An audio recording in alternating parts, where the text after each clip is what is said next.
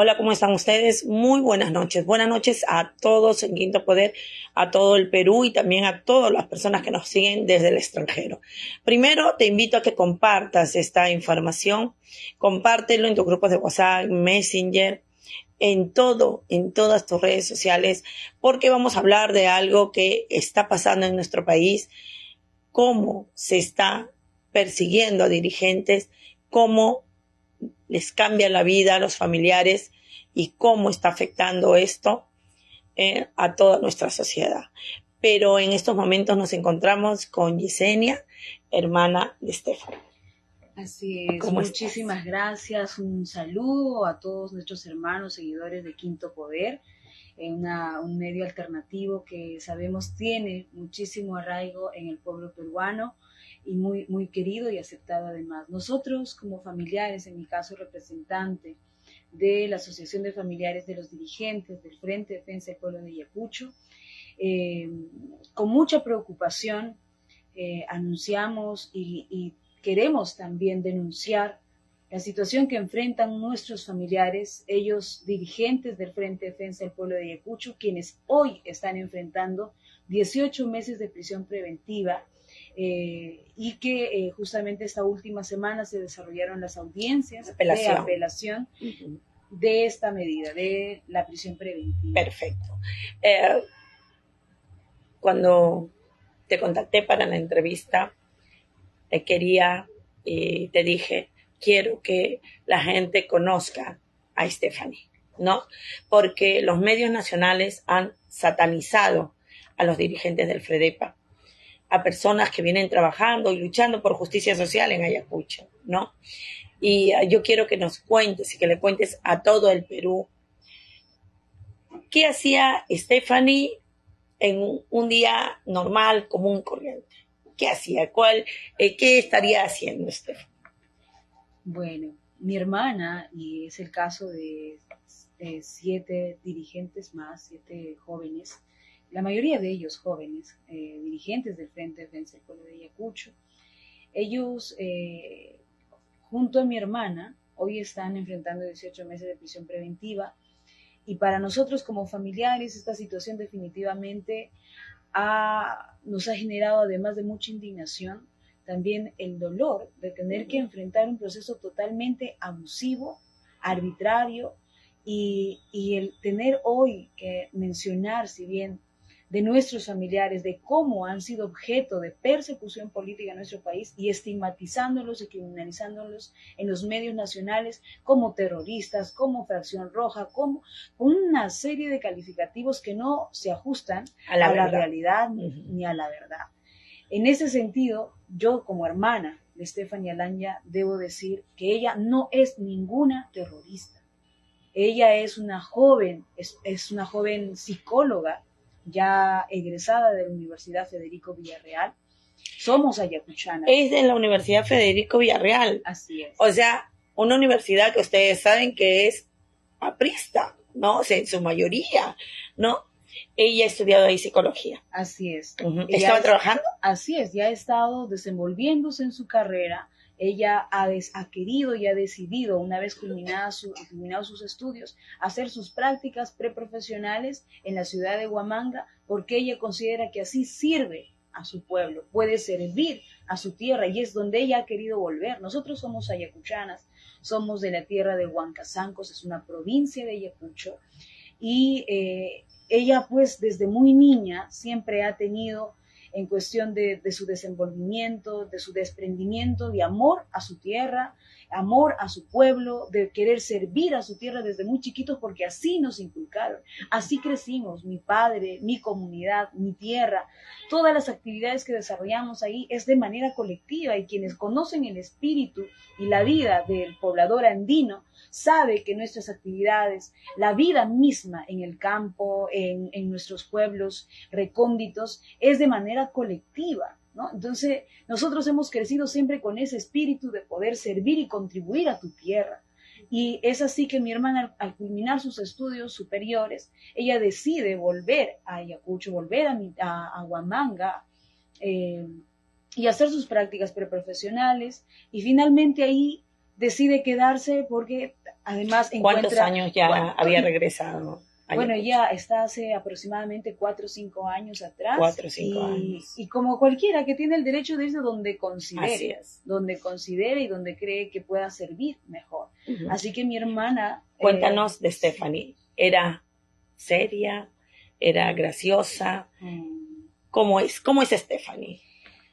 Stephanie es una joven muy risueña, es una joven llena de espíritu, de entrega, de dar. Les comento que en la pandemia nada más, y que creo que eso ha sido una característica de ella en todo momento, poder servir, poder apoyar donde se encuentre.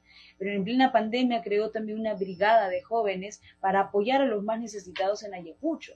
Mientras muchos estábamos por la misma situación, estábamos obligados a tener que estar en casa, había un grupo de jóvenes en Ayacucho que ella convoca para apoyar a los más necesitados y buscar, digamos, un tema de hacer llegar, o sea, recolectar víveres y poder llevar a los más necesitados, llevar a las familias que más necesitaban. Y entre tantas actividades que mi hermana ha desarrollado, era una muchacha incansable. Ella no podía estar sentada, tranquila. Ella su vida la concibe permanentemente en movimiento, en actividad, apoyando, organizándose, donde ella pueda servir mejor. Así que Stephanie desde muy niña ha sido siempre una líder social. Así es, ella es una líder. Una líder social, una activista social. Así es. Tú eres una artista. El día del homenaje a Martina Portocarrero, pues te escuchamos y has tenido que dejar todo de lado por estar al lado de tu hermana. Así es. Nosotros como familia prácticamente también estamos sumamente perjudicados, sumamente afectados, porque se ha visto o hemos tenido que dejar nuestro trabajo, hemos tenido que dejar una serie de actividades porque la situación en la que se encuentra hoy mi hermana y los 6 jóvenes detenidos necesita de nosotros, necesita de nuestro apoyo, porque ¿quiénes finalmente si no es su familia, su pueblo que también está ahí apoyándolos? Pero somos nosotros quienes estamos adelante para que ellos puedan, y estamos buscando justicia, esa justicia que no existe en estos momentos en el país. Tu mami, tu papi, cuando pasa esta situación, cuéntanos qué pasó el día que, pues, de una manera totalmente irregular, toman a Stephanie, a las otras 6 personas dirigentes y los traen a Lima, porque eso es lo que hicieron, ¿no? Los trajeron a Lima y no se desarrolló ningún proceso allá en Ayacucho. Cuéntanos qué pasó ese día. A mi hermana prácticamente la secuestraron. Mi hermana fue abordada y detenida por policías vestidos de civiles, como nosotros lo conocemos como ternas. Esos señores nunca se identificaron, no le dieron a conocer en este caso una resolución judicial, o sea, que finalmente diga que usted está detenida. No se le dio en ningún momento ningún documento, se la detuvo sin la presencia de un fiscal y además negándole su derecho a la defensa. Ella fue detenida el 12 de enero en Ayacucho, Huamanga, que es el lugar donde ella estaba viviendo. ¿Pero qué estaba haciendo? ¿Dentro de tu casa? ¿Caminando? ¿Dónde la detienen? Bueno, en el caso de mi hermana y de varios de los dirigentes del Frente de Defensa del Pueblo de Ayacucho, venían de estar en una vigilia de solidaridad con nuestros hermanos ayacuchanos que habían sido masacrados el 15 de diciembre. Era ahí, prácticamente faltaban unos días para que se cumpla un mes de ese fatídico hecho, y el 12 de enero, en esta vigilia convocada por toda la población, al salir de esta vigilia la detienen a mi hermana junto y a otros dirigentes también. ¿Cómo te enteras? Miren, yo me entero de esta situación justamente por un familiar que nos llama y me dice: Yesenia, han detenido a tu hermana, y en ese momento iniciamos su búsqueda y no la encontramos en ninguna dependencia policial. No, ninguno de los detenidos estaban en ninguna comisaría. Más al contrario, Las mismas comisarías desconocían, todas las comisarías de Ayacucho, Huamanga, desconocían de ese operativo. Ni las dependencias policiales, ni fiscales sabían de esa ejecución, de que se estaban deteniendo a todos los dirigentes del Frente de Defensa del Pueblo de Ayacucho. Se llevan a mi hermana al cuartel militar Los Cabitos, y este lugar es pues totalmente, digamos, dentro de nuestra historia, representa uno de los lugares más tenebrosos y oscuros. Así es. Para los ayacuchanos, porque ha sido el lugar donde han desaparecido, han asesinado, han asesinado a tantos hermanos ayacuchanos. Y ayer o anteayer han encontrado cuerpos. Así es. Siguen encontrando cuerpos en ese cuartel Los Cabitos. Los llevan y pensaste... Lo peor, de todo. Prácticamente, si la población ayacuchana no veía a mi hermana, que se la estaban llevando, porque son los pobladores quienes denuncian y reconocen a mi hermana, porque en el caso específico de Stephanie, a ella la detienen en la calle, en una peatonal, y para que pueda ser conducida un vehículo de la policía, se la llevan en medio de golpes, agresiones, arrastrándola por la calle aproximadamente por 3 cuadras, y la población que quería ir a apoyarla, ayudarla en su auxilio, simplemente era reducida de inmediato. Los golpearon también, y denuncian varias madres ayacuchanas que las golpearon cuando ella iban a ayudar a mi hermana. Estos policías armaron un cordón de aproximadamente 3 cuadras hasta cerca a una comisaría, pero en esa comisaría finalmente nunca se desenvolvió absolutamente nada, sino simplemente fue para subirla a un vehículo de la policía y llevársela con rumbo desconocido. Entonces, ellos han estado prácticamente secuestrados por aproximadamente 6 horas. A mi hermana la detienen a las 7:30 de la noche, y a la 1:15 de la mañana, de la madrugada, sale una avioneta militar del cuartel militar Los Cabitos, llevándose a todos los dirigentes sin haber permitido el ingreso de nuestros abogados que han estado en ese lugar. Una vez que tuvimos conocimiento que los habían llevado al cuartel militar Los Cabitos, que es un lugar donde nunca debieron haber pisado, porque ese no es el procedimiento regular para que se lleve a una persona.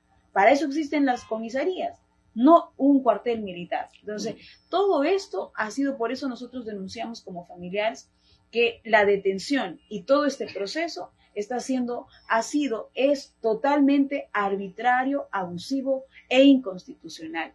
A nuestros familiares los están hoy, están enfrentando 18 meses de prisión preventiva, y dentro de los argumentos de la Fiscalía, dándole el argumento que dan para que se les dé, sea la prisión preventiva, y se aperture este proceso, es que están criminalizando derechos fundamentales amparadas en la Constitución, como es el derecho a la libertad de expresión, a la libertad de opinión, a la libertad de organización.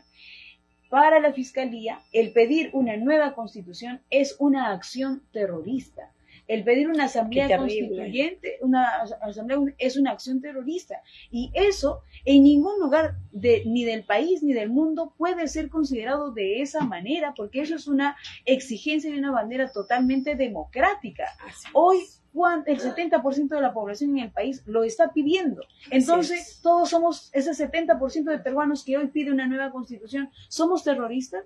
Claro. De ninguna manera. Por eso es que denunciamos que estamos frente a una persecución política abierta y siniestra contra todo aquel que tenga una posición crítica, contra todo aquel que tenga una posición democrática y progresista. El pedido de nueva constitución es una bandera democrática. Eso no nos hace terroristas de ninguna manera. Entonces, nos están negando derechos fundamentales, violentando derechos fundamentales, y además violentando también el marco constitucional. Porque esto no puede procesarse a personas por simplemente ejercer su derecho constitucional. Y traerlas a Lima y prácticamente cortarles todo un debido proceso.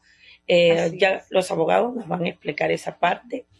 Dime, desde ese día, ¿has vuelto a ver a tu hermana?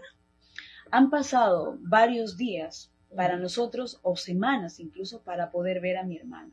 Yo aprovecho también el espacio que nos brinda Luz para denunciar a nuestros hermanos, a nuestro pueblo peruano y a la comunidad internacional que nuestros familiares, en el caso de mi hermana y todos los dirigentes, han sido violentados, han sido golpeados. En el caso de mi hermana, para que se la detenga, para que se la lleve a rastras al cuartel militar Los Cabitos, la golpearon en el vientre, generando un sangrado que en ningún momento se atendió oportunamente.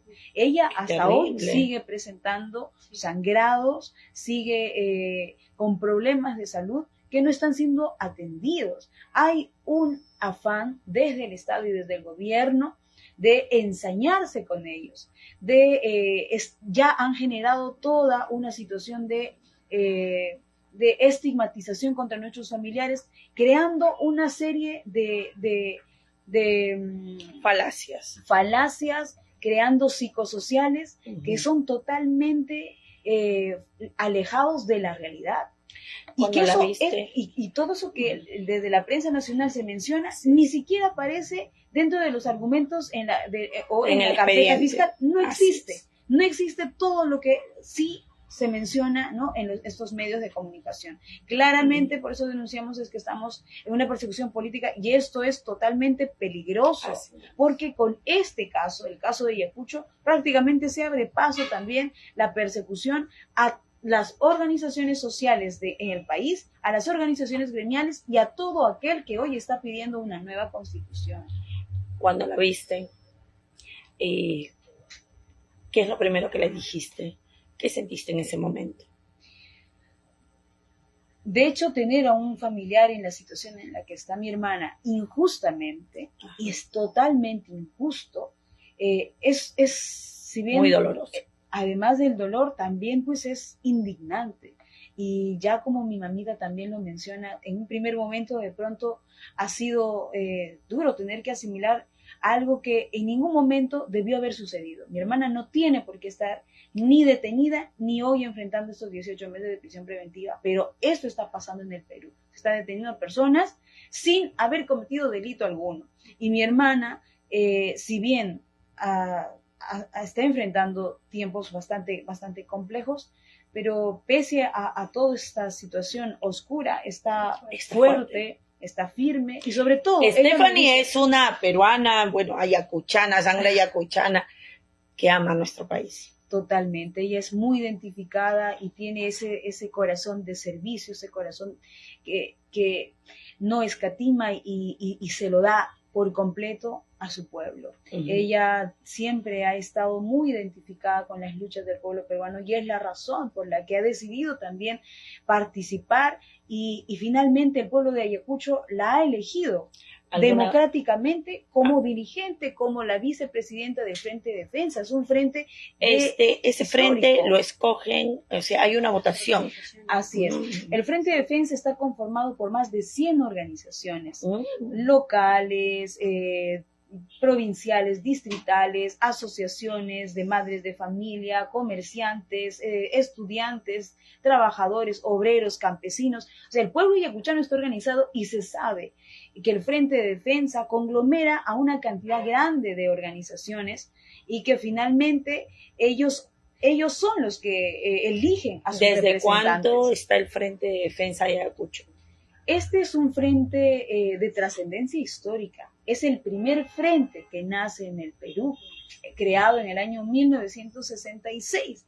Incluso eso también dentro de los argumentos que la Fiscalía, los abogados lo han de mencionar, pero también hoy están criminalizando la existencia y el origen del Frente de Defensa del Pueblo de Ayacucho, porque dentro de los argumentos de la Fiscalía, el Frente de Defensa sería un órgano generado de Sendero Luminoso, cuando eso no tiene ninguna prueba objetiva, concreta, real, que demuestre ello. Todo es en base a subjetividades, en base a conjeturas, sin mostrar absolutamente ningún elemento. Desde que termina el conflicto armado, para adelante en Ayacucho. Ha seguido existiendo el Frente de Defensa de Ayacucho. ¿Alguna vez han pasado una situación siquiera similar a esta? El Frente de Defensa, que se haya detenido a sus dirigentes. Mire, en ese sentido, de repente los abogados puedan darle mayor información, pero tengo entendido, porque hoy hemos estado en coordinación, en conversación con el actual representante transitorio del Frente de Defensa del Pueblo de Ayacucho, y si bien ha habido un tiempo en el que, por la misma situación que atravesaba el país, el Frente ha parado un tiempo, pero ha retomado su trabajo en el año 1999. Claro, porque y que hasta ahí hoy está, continúa. Tenemos a la señora Rocío, ¿no?, que es la presidenta del Frente de Defensa, que la han difamado abiertamente, ¿no?, a una víctima de estos jueces sin rostro, que estuvo 9 años en prisión, ¿no?, y que ahora pues la prensa nacional terriblemente cuestionada, por eso está deslegitimada por el pueblo, incluso le puso apelativos que acá no vamos a repetir, porque nosotros como medio de información y Quinto Poder, ustedes saben muy bien que siempre vamos a defender la legalidad y también la legitimidad. Y en ese sentido nosotros no podemos seguir repitiendo las falacias, el abuso, la violencia contra la señora Rocío, que desde aquí les damos nuestra mayor solidaridad. Es una señora que fue víctima de los jueces sin rostro y de esa dictadura fujimontesimista. La culparon de un asesinato del dirigente Pedro Wilca, cuando todos sabemos que esos fueron los militares del destacamento o grupo Colina, como lo conocemos, ¿no? Entonces, esta parte seguro tú no la conoces, no te lo dicen porque has escuchado solamente la parte de la prensa nacional, que quiere, como bien lo has dicho, estigmatizar, ¿no?, y criminalizar el hecho de que existe este Frente de Defensa de Ayacucho. Yesenia, todo este tiempo que has dejado pues tus actividades por estar al lado de tu hermana y seguir en este caso, ¿alguna vez has sentido y has dicho, no doy más, quisiera despertar y que esto sea una pesadilla? O tu mami la has visto y tu mami te ha dicho, oye, ¿en qué momento volvimos a repetir la historia? Porque recordemos que Ayacucho fue víctima de 2 terrorismos, el terrorismo de Estado y el otro terrorismo, ¿no? Y Ayacucho ha sido muy difícil para ustedes curar y seguir su vida con todos esos recuerdos, ¿no? ¿Alguna vez te has sentido y has dicho, no doy más? Claro que sí. Esto son más de 3 meses que venimos batallando por la libertad de nuestros familiares, y no es, de hecho, nada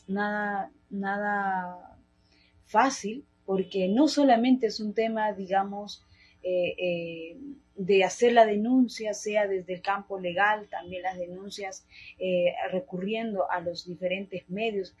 Nosotros nos hemos visto en la necesidad de tener que llevar nuestra denuncia a instancias internacionales, porque en el país no hay ninguna garantía para que se desarrolle esto de manera debida. Se está violentando el debido proceso, se está violentando el marco constitucional, se está violentando absolutamente todo. Entonces, ¿qué es lo que a nosotros nos da, digamos, también la posibilidad, o al menos alguna garantía de que esto o vayamos a alcanzar una real justicia?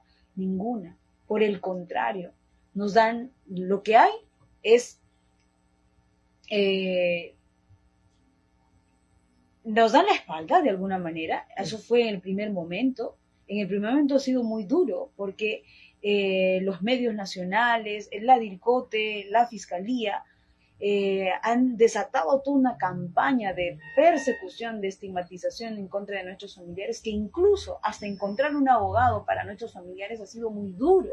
Nadie quería asumir la defensa de ellos. Venían abogados, estaban un día y se iban porque temían por su trabajo, temían, por tanto, justamente a razón de toda la estigmatización que estaban haciendo en contra de nuestros familiares, cuando ellos no han cometido delito alguno. Y eso hoy, mira, han tenido que pasar 3 meses para dentro de lo que ya se ha desarrollado en las apelaciones, vemos, mire, lo escandaloso y bochornoso que es que se hayan detenido a jóvenes, que se hayan detenido a dirigentes, cuando la misma fiscalía no tiene argumentos sólidos para que ellos se estén enfrentando 18 meses de prisión preventiva y siquiera se les abre un proceso. Así es. Entonces, ha sido muy duro, está siendo muy duro, pero sin embargo lo que nos ha fortalecido, nos está fortaleciendo y nos permite seguir batallando son ustedes, son nuestros hermanos, nuestro pueblo peruano y la comunidad internacional también, que han venido a solidarizarse, y ahí hemos encontrado nuestra fortaleza para continuar, porque de lo contrario, esto es totalmente avasallador. No solamente están los órganos de justicia que deberían brindarnos realmente, ¿no? Al amparo de la Constitución y del debido proceso, al amparo de que se respete el marco jurídico, se respete, en este caso, el derecho penal garantista. No se está respetando absolutamente nada. Entonces, por el contrario... Pero han encontrado ustedes dos valientes, que acá los tenemos, ¿no? Así es. Dos valientes. Gracias a ellos, acá seguimos luchando, y bueno, está la doctora Indira y el doctor Duller, quienes nos han estado respaldando desde el equipo legal, tanto a nivel internacional como nacional. Vamos a conversar primero pues con la doctora Indira. Está usted a cargo con el tema internacional, ¿no? Usted es el nexo, como se dice, que está defendiendo, ¿no? Usted es la defensa ante los ámbitos internacionales. Sí. Cuéntenos cómo va la situación en el fuero internacional. Sí, bueno, muy buenas noches a todos y todas quienes nos están escuchando, también a usted, Luz Basalar, que en realidad pues es un espacio muy importante en nuestra prensa alternativa. Es necesario para nosotros salir al frente en estos momentos para poder seguir pidiendo la libertad de pues los dirigentes del Frente de Defensa Ayacucho. En realidad han sido meses bastante complejos, bastante duros, porque así como conversábamos previamente, el tema del terruqueo es un tema muy complejo de entender, muy complejo de defender, ¿no?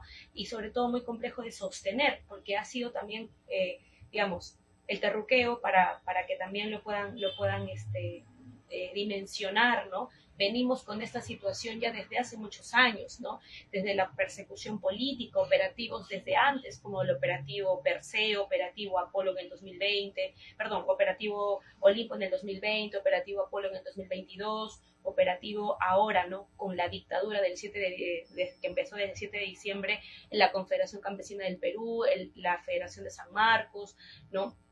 Y demás, es el tema del terruqueo. Ahora, también dentro de esta dictadura hemos visto que ese terruqueo se ha ampliado, ¿no? Ya no es solamente terruqueo, es decir, que se le abre el proceso por terrorismo a las personas, sino ya delitos como rebelión, conspiración, como es el caso del presidente, ¿no? Que es el primer preso político de esta dictadura, ¿no? También, por otro lado, traición a la patria, disturbios, todo eso es lo que, digamos, tenemos como en la violación de este derecho penal garantista, como bien lo comentó Yeseni, como bien es la defensa que nosotros hacemos, ¿no? Ahorita nos encontramos en un lawfare, que es la aplicación, pues, evidentemente del sistema penal para criminalizar, perseguir, estigmatizar a todo opositor político, ¿no? Y eso condenarlo antes de que haya una sentencia. Por supuesto, condenarlo, estigmatizarlo, deshumanizarlo, tratar todo tipo de sus derechos humanos como si no lo tuviera, es decir, como evidentemente la aplicación del derecho penal del enemigo,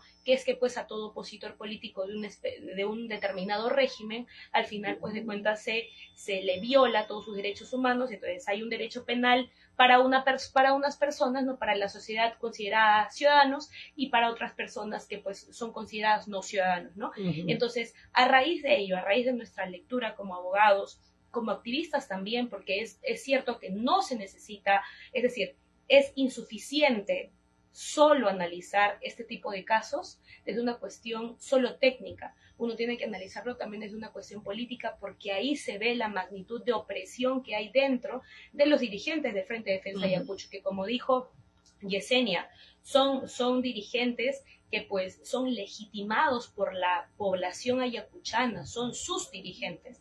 Entonces, obviamente esta detención ha sido direccionada para poder avasallar y eliminar todo tipo de movilización social, porque obviamente ellos eran dirigentes pues que incluso le estaban dando soporte a las familias de asesinados. Claro, ¿no? además que más de 100 organizaciones, prácticamente Exacto. Fredepa en Ayacucho dice A y es A, ¿no? Exactamente. Entonces hay un nivel de organización de base muy grande y eso es lo que esta dictadura Boluarte es que quiso eliminar. Evidentemente es un golpe duro. Entonces, a raíz de ello, que ya de manera profunda les va a explicar el doctor Duller respecto al tema nacional, lo que vimos es, ok, tenemos esta situación y no podemos solo quedarnos aquí.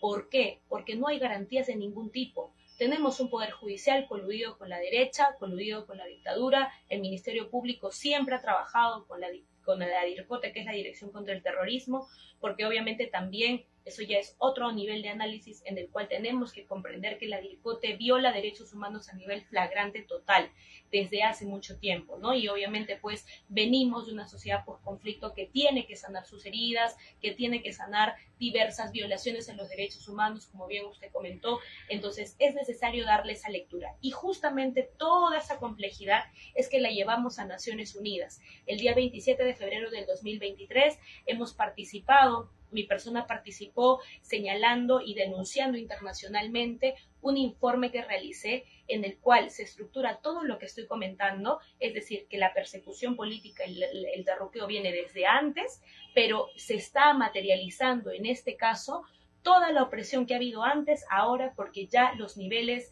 de violación de los derechos humanos ha llegado a masacres, a crímenes de guerra, ¿no? A crímenes de Estado, y hay que decirlo así, terrorismo de Estado, y Dina Boluarte y todos sus ministros van a tener que ir presos por lesa humanidad, y eso es así. Entonces, eso, todo ello, de un análisis muy fino, lo hemos llevado a la 137 sesión de las Naciones Unidas, en el cual también han ido trabajando otros espacios, otros defensores también, pero en este caso en específico, lo que llevamos fue un informe de parte de la Coordinadora contra el Terruqueo, la cual yo he cofundado, y aparte de ello, también el compañero Magno, ¿no? El dirigente del Fredepa, también lo hicimos participar ahí, que si bien ahí pues al final de cuentas hubo varias trabas, logró hablar con el relator contra el terrorismo, y entonces juntos lo que hicimos fue realmente pues demostrar a los expertos, ¿no? de las Naciones Unidas que pues esto viene de antes y que se tiene que problematizar como un elemento fundamental de violación en los derechos humanos, que al final la lectura en ese espacio de Naciones Unidas es siempre derechos humanos, ¿no?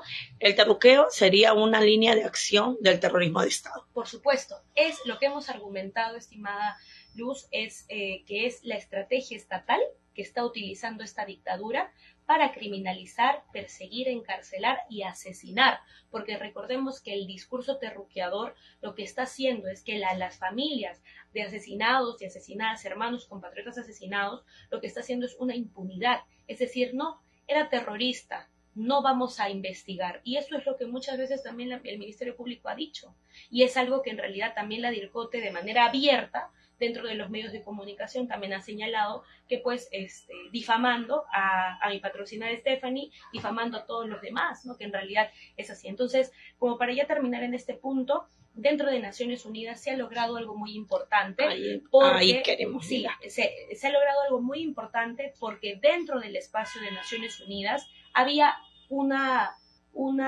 nivel de censura al acceso de Naciones Unidas. ¿Por qué? Porque también es importante denunciar que las ONGs en este país también son, obviamente, hacen silencio con esa violación a los derechos humanos y no llevan la realidad de las cosas de la persecución política y el terruqueo a Naciones Unidas. Y es que cuando hablamos con todos los expertos, realmente los expertos decían, esta información no nos había llegado, porque ninguna ONG nos lo ha traído. Entonces ahí nosotros nos dimos cuenta en la cancha todo lo que ya antes criticábamos, y de hecho usted también lo ha criticado, que las ONGs pues obviamente no están comprometidas realmente con la defensa de los derechos humanos y que más bien pues hay un estigma y prejuicio también de parte de ellos. Claro, bueno. Entonces al momento lo que hemos hablado dentro es que ya lo que logramos, ¿no? Desde esa cuestión muy fina, es que uno, venimos de una sociedad revictimizada. Dos, las leyes antiterroristas que fueron promulgadas en la época de la dictadura Fujimori, se sigue utilizando al día de hoy para realmente pues perseguir, criminalizar y encarcelar opositores, y que esto de aquí pues viene con ejemplos específicos de violación de los derechos humanos, y que dentro del FREDEPA pues se está aplicando todo lo que es el artículo 2 de la ley 25475, el artículo 5, ¿no? Y evidentemente pues tanto terrorismo, apología al terrorismo y sobre todo pertenencia a una organización terrorista no debería aplicar, porque ya dentro del país se ha terminado el conflicto armado interno, y eso es importante, y las Naciones Unidas se pronunció al respecto. Entonces dijo, es completamente inaudito que se utilice y se siga utilizando estas leyes antiterroristas para realmente pues perseguir personas cuando ya su conflicto armado ha terminado. Y por otro lado, más bien hay una necesidad de justicia transicional. Por otro lado, también se pronunció con el uso indiscriminado del término terrorismo, terrorista y demás, ¿no? Entonces ahí es cuando obviamente también las Naciones Unidas señala que pues este uso indiscriminado lo que está haciendo es generar muchos procesos, que realmente también lo que hemos pedido es que el Ministerio Público se pueda sincerar cuántos procesos hay ahorita abiertos por terrorismo, apología al terrorismo y pertenencia a una organización terrorista. Y sobre todo, lo que hemos pedido es que también dentro de pues, las leyes antiterroristas haya un